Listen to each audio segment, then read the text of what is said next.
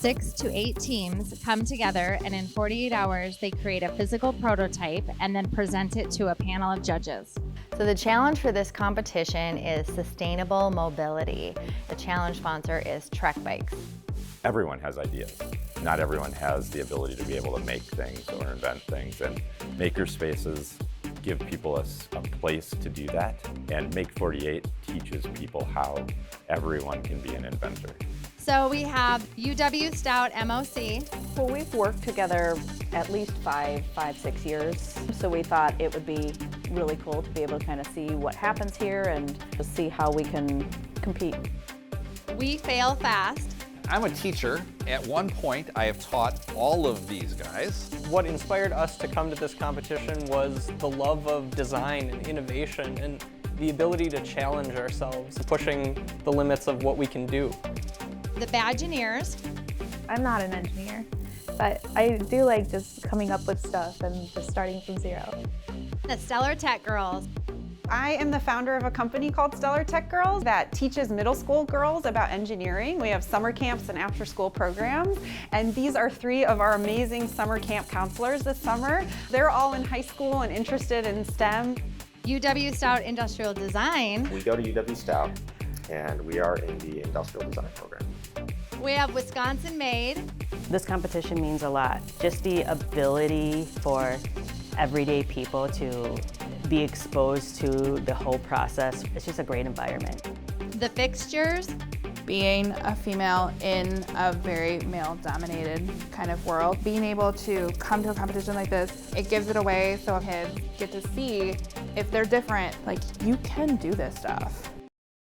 I think when you look at an event like this and you see all of the very diverse and interesting teams that have come together to innovate, we see so many different private-public partnerships, ways in which we collaborate with communities to bring ourselves to really the forefront of different energy systems, energy technologies. So we have for you 5 bike parts that are in excess in our landfills. You can shred, melt, or grind these, and you must repurpose them into a new accessory for the cycling industry. 5, 4, 3, 2, 1, Make 48! So what we're doing is we are creating sustainable bike parts, where we are taking old bike parts and trying to make them into new bike accessories. Now they're all things to make biking either more enjoyable, safer, and the teams are really excited about it. And they are working on some really cool ideas. They're ready for this challenge.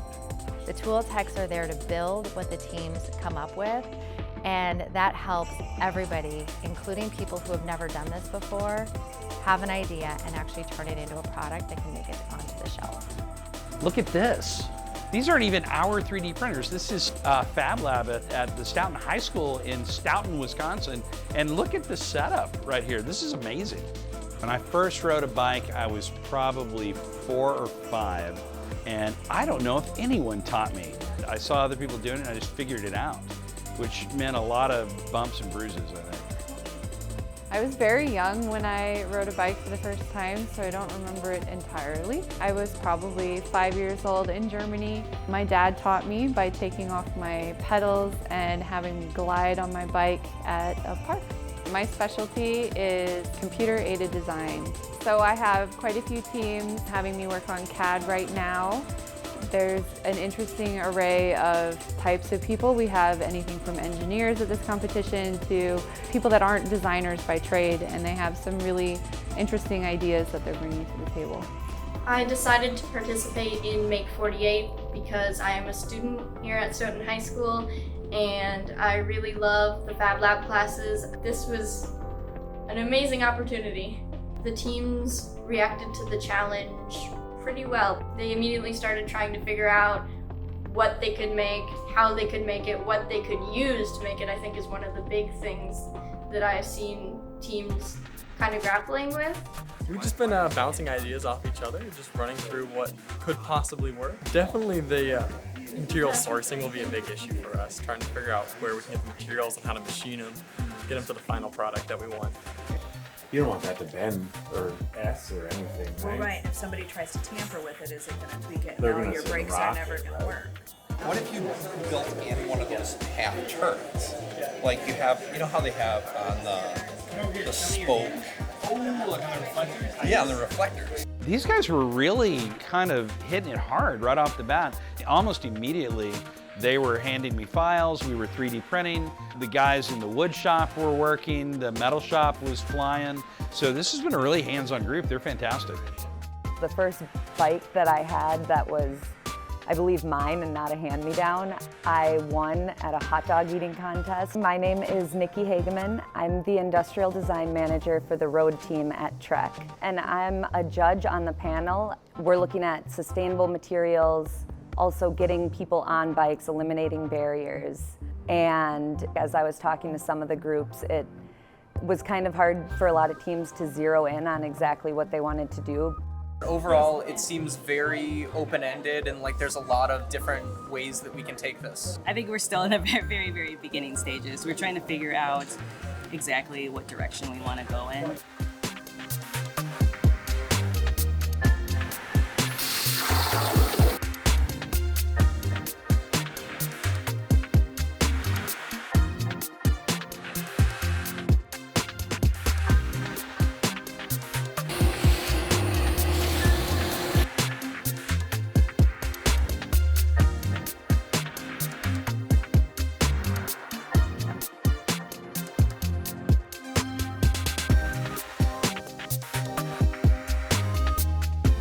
I'm an avid cyclist, so I ride about 20 miles a day, and I've ridden across North America twice. I'm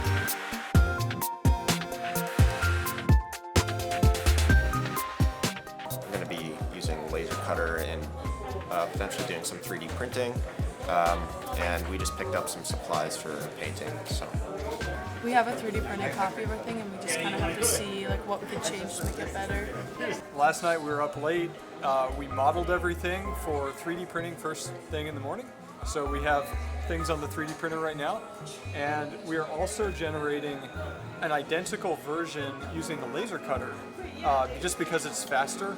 And that's kind of our polished product, and we can kind of play around with this product as we tweak out the final details.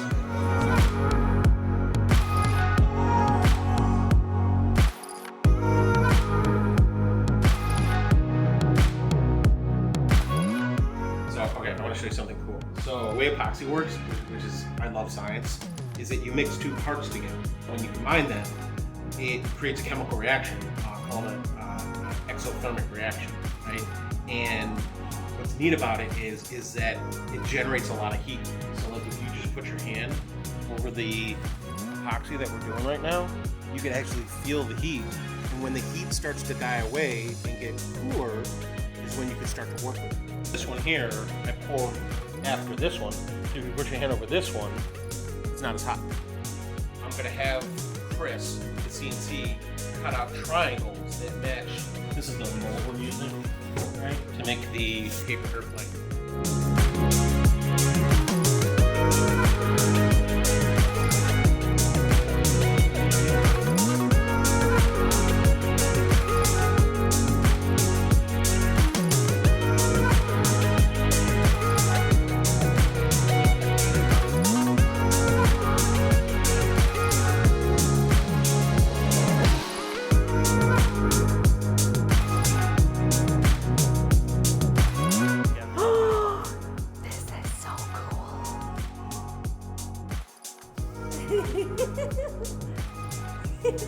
I was 6 years old when I first learned to ride a bike, and the experience was scary because I don't think my first bike had brakes. I personally love this challenge because I can see that our landfills are filling up. I know that there's a lot of waste that happens in manufacturing, and the more that we can rally around that and create new opportunities for that waste, the better. Car tires in landfills is a problem, and car bodies are a problem. You don't really think about that with bicycles, right? And what can we do with those materials that is sustainable, that could become a second phase product that people could actually take advantage of?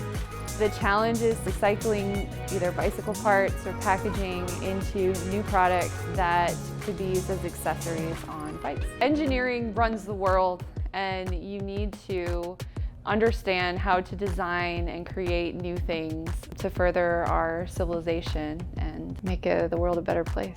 You know, for a lot of designers, a lot of engineers, they don't get that opportunity to, let's just iterate and try something.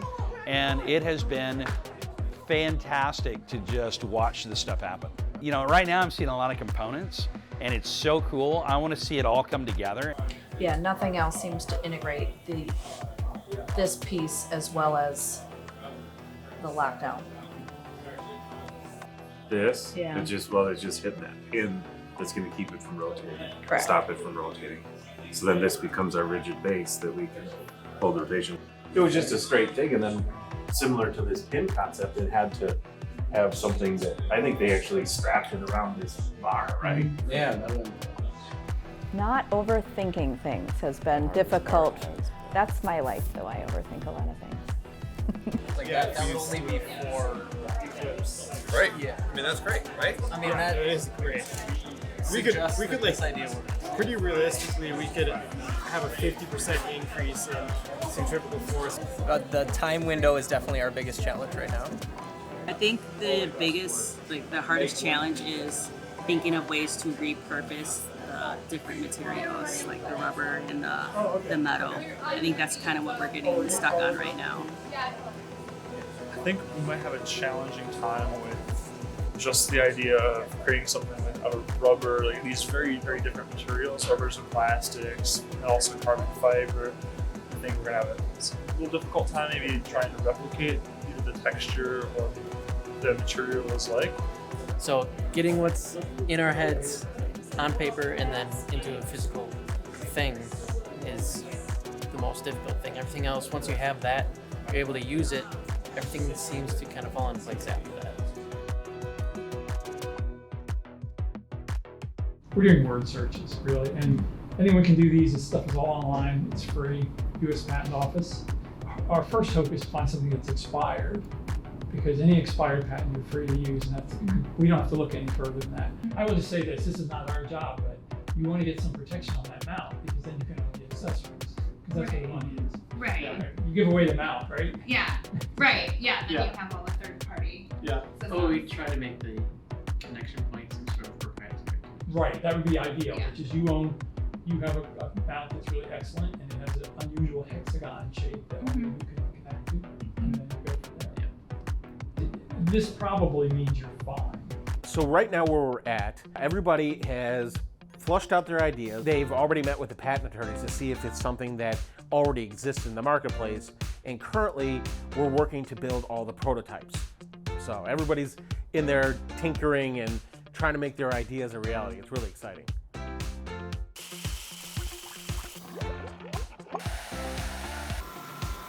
So the age I started riding a bike was about 5 years old, and I fell down a lot, so it really wasn't fun.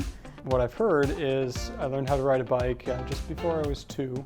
I had training wheels on for one day, and then they took them off, and then I was just riding around.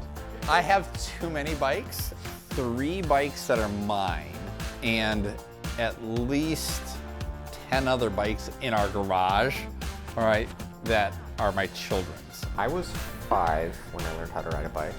I scraped our neighbor's car like several times because I didn't know how to like stop or steer really.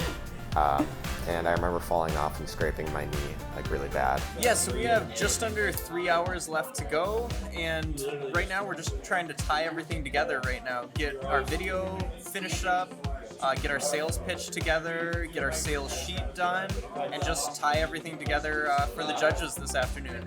It's like 2 hours left. So 2.5 hours left, and we are hopefully in our final stages of our video. So that's really exciting. Oh, last night I think Mike was here till close to midnight. We had an issue with one of our pieces printed on the 3D printer that it didn't come out with the right dimension, but we were able to get that corrected, and otherwise we started some of our video work, and we're that older group. We got our rest. We had our prototype painted last night, and we worked on our sales sheet last night. We stayed here till midnight when the building closed. We were just here all day, just working full, getting it done. I'm currently working on our sales sheet. 30 minutes, hopefully in the next 30 minutes or so, we're gonna be at that point to take like test shots and stuff like that to finish our video.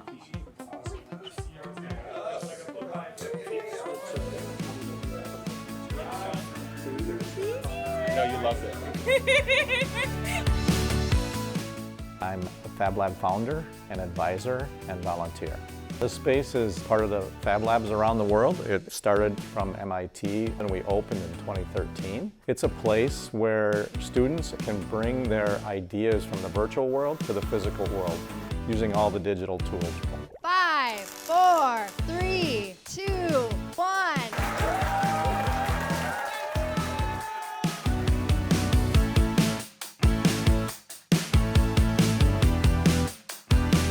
Our idea is to kind of make little divots for bicycles that people can use to decorate them.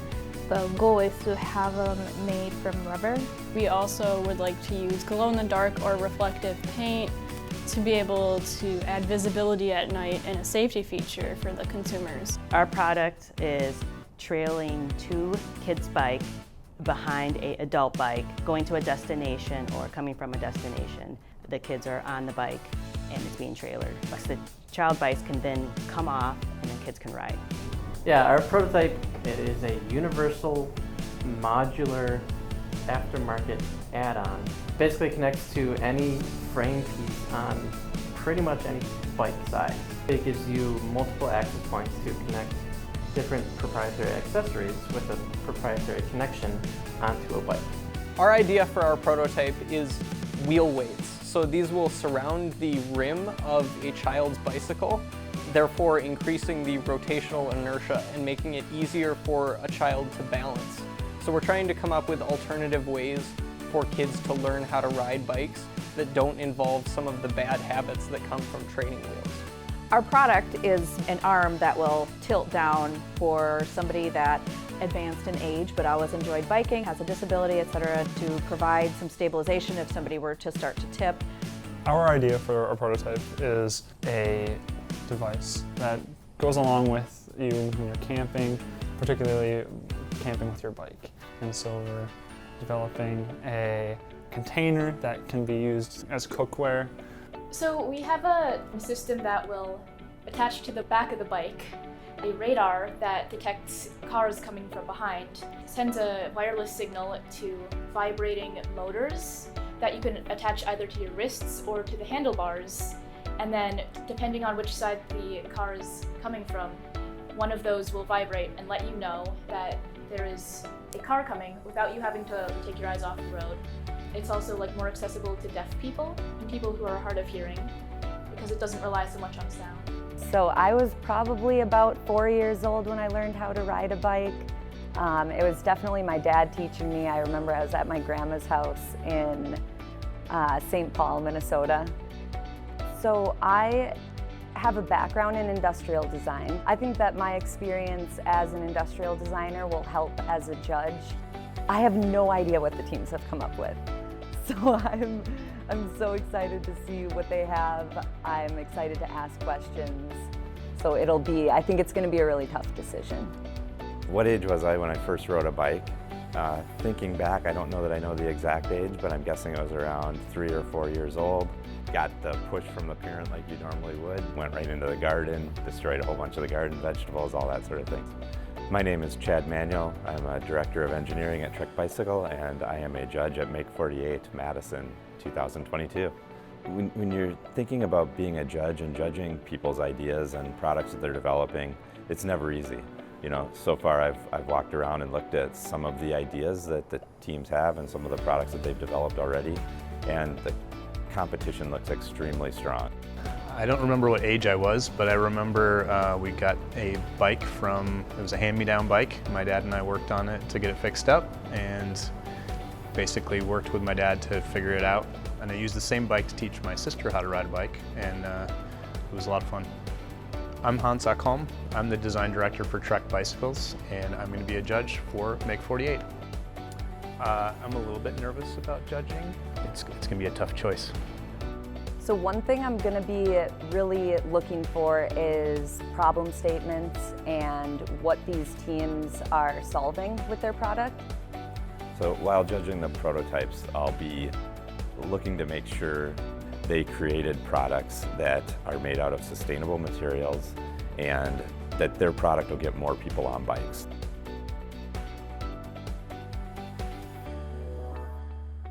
So one of our goals is to make riding bikes more fun for children. Then those children will be more likely to ride bikes when they get older and there will be less cars on the road. We are here to present the latest innovation in bicycle accessory technology. We have Tri-Connect. Well, manufacturing this will be made with 100% recycled materials. So it's an inner core made out of reclaimed steel, which your chains and bearings, kind of the #1 wear points on a bike, that get replaced often. Those are both steel. Melting back down, doesn't have to be high purity, it can go right back into the product. And then it's coated with a butyl rubber outer coating, which is what your tires and tubes are made out of.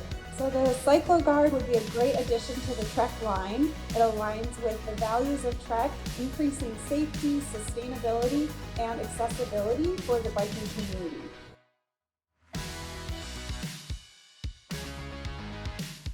What is about this one that you like? So I love that this is solving an actual problem that people have with kids and trying to get the whole family out, but also just being safe and making sure that they get everyone home in one piece. I really like the Stellar Tech Girls, the CycloGuard. I think that it was a leap to take in 48 hours. And I think that although there is some things on the market, I think that the haptic feedback is a really smart way of going about it. Yeah, the current one, the one that I know about, you have to look down at a display, and I think that's probably not ideal if you're trying to be safe and you're worried about a car, and having that haptic thing was a great addition to safety, which is what you're after, right? Yeah, and I like that they identified the problem by talking to family members that really were nervous about riding on the road because of cars, and this helped bring that security to those family members. I think we were thinking bike buddies. It seems like they did a really good job at selling it. Their presentation was good. They understood their customer. Physics aside, it's kind of a fun thing for kids to put on their bike. It's way easier to install than training wheels. Those things are a pain to install, so I think that's really a great option. Plus it adds some character to your bike, which I think kids dig. Super easy, super fun, lots of ways that you can add character to your bike, right? Yeah. Above and beyond the ones that they showed.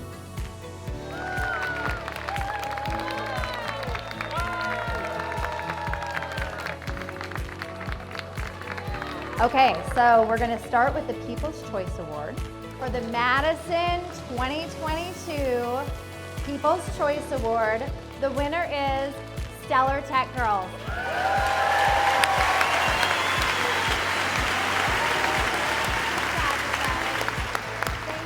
Thank you.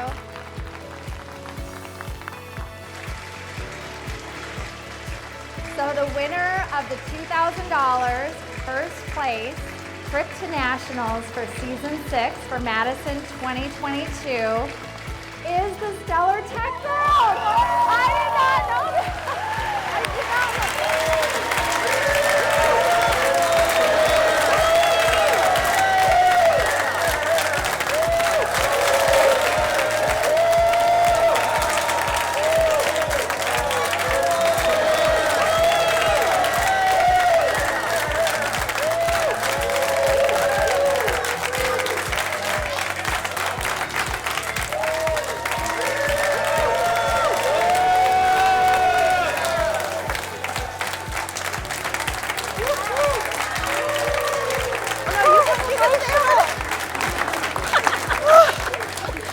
So proud of you guys.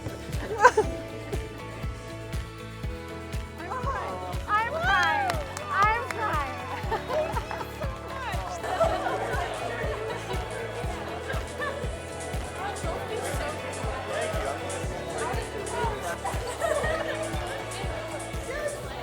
I definitely didn't expect to win, so this is a huge surprise. Yeah. I feel like we just kind of came in, like we probably said this in the interview, but like it was just a cool experience. We thought it'd just be a great opportunity to do something that none of them have ever done anything like this before. And we were all so nervous coming in. We saw the other teams, they were so experienced and amazing. And so we were like, this is just gonna be a great learning opportunity, something we can write about on college applications. Never could have expected this, so amazing feeling. Again, like I just didn't expect it to happen, I guess. Yeah. Like I'm still kind of like in shock where it was like, what? Like, that's crazy. I don't know, it's crazy. I never thought I'd be able to do something like this. I feel very proud of myself and everyone else here. I wish we could go back to camp and tell all those girls. Yeah. It's amazing to be an all-female team. I mean, look at us, 3 high schoolers, right? And we're an all-female team, and we're in something that's usually male-dominated, of like these machine shops and building things, right? And we came in, and because of their amazing ideas and their willingness to do something that's scary, like, we kicked butt. Yeah. If there is any advice you could give to like future makers, especially like younger women who want to get into this field, what would that be? I've always felt like in order to fit in, I've had to work a little harder. So I'd say remember that you can take breaks and that perfection isn't something that you have to aspire towards. Everybody's so willing to help. Like the tool techs and the mentors are so great. Like I didn't know how to use like one machine in there. If the computer counts, maybe one, but like I didn't know how to use those. So it was like we just came to them with an idea, and it proves that with a little help you can do anything, I guess. Yeah, and don't be afraid to try, because I was afraid at first, but it came along as we worked together. Yeah.